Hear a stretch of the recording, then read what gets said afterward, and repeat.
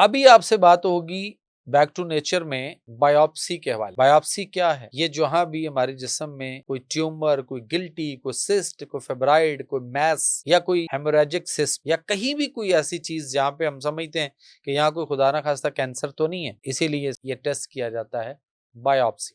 पहले तो ये सोचना है कि ये जो गिल्टी, रसोली, सिस्ट, फेब्राइड, मैस वगैरह कोई भी ये जो बनता है क्यों बना था। हमारी बॉडी के अंदर बेशुमार सिस्टम अल्लाह ने रखे हैं। इम्यून सिस्टम है, कुव्वत मदाफियत है, हीलिंग पावर सिस्टम है, इसके अंदर लिम्फेटिक सिस्टम है, इसके अंदर मस्कुलर सिस्टम है, इसके अंदर नर्वस सिस्टम है। हमारे सिस्टम रखे हैं अल्लाह ताला ने। जब भी बॉडी में कोई एबनॉर्मेलिटी, कोई एबनॉर्मल सेल, कोई खुलिये ऐसे आ जाए, पैदा हो जाए, तो हमारे ये सिस्टम जितने मैंने आपको गिनवाए ये एक्टिव हो जाते हैं। एक्टिव होने के बाद ये उन चीजों को घेरा डालते हैं। जैसे हमारे यहाँ लॉ एंड फोर्स जो एजेंसियां हैं, हमारे यहाँ दहशतगर्दों को पकड़ती हैं, हमारे यहाँ मुख्तलिफ क्रिमिनल लोगों को पकड़ती हैं, इसी तरह हमारी बॉडी के अंदर भी इसी तरह के कुछ अल्लाह ताला ने सिस्टम रखे।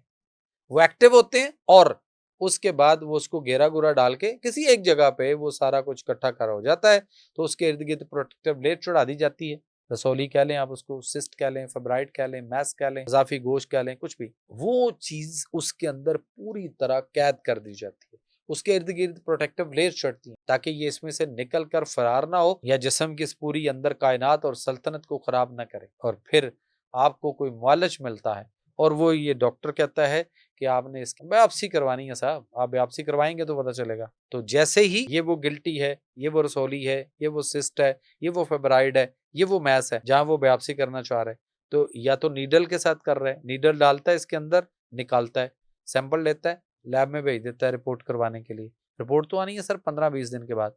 ये जो सुराख किया, इस सुराख से वो जो उसके अंदर एबनॉर्मल कैंसर ज़दा खुली या जो भी कोई ऐसी चीज थी, कोई जहरीले मादे थे, वो वहां से निकल कर पूरी बॉडी में फरार हो गए।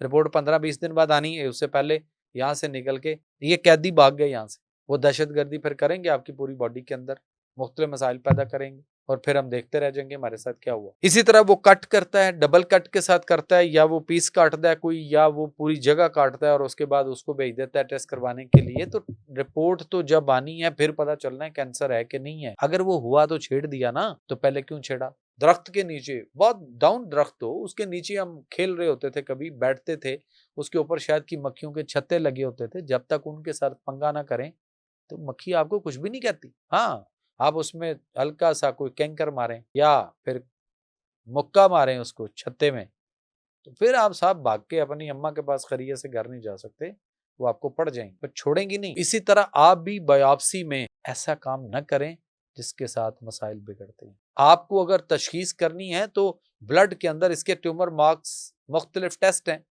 आप अल्फा फिटोप्रोटीन ब्लड से करवा लें, आप CA125, CA19.9, CA15.3, CEA, C3, C4, PIVK-A2 level, इस तरह के बेशुमार यूं ब्लड से टेस्ट हैं। आप ब्लड से टेस्ट कराएं, वो जो आपकी गिल्टी रसौली उसके अंदर जो भी कैद हुआ है उसको भी पता नहीं चलेगा, आपको ब्लड से सारी चीजें वाजे भी हो जाएंगी और आपको समझ भी आ जाएगी। कैंसर है तो भी आ जाएगा, नहीं है तो भी आ जाएगा। फिर उसका इलाज क्या करना है, किस तरह से देखना है। इलाज इलाज करें, मैनेजमेंट पे ना रहें।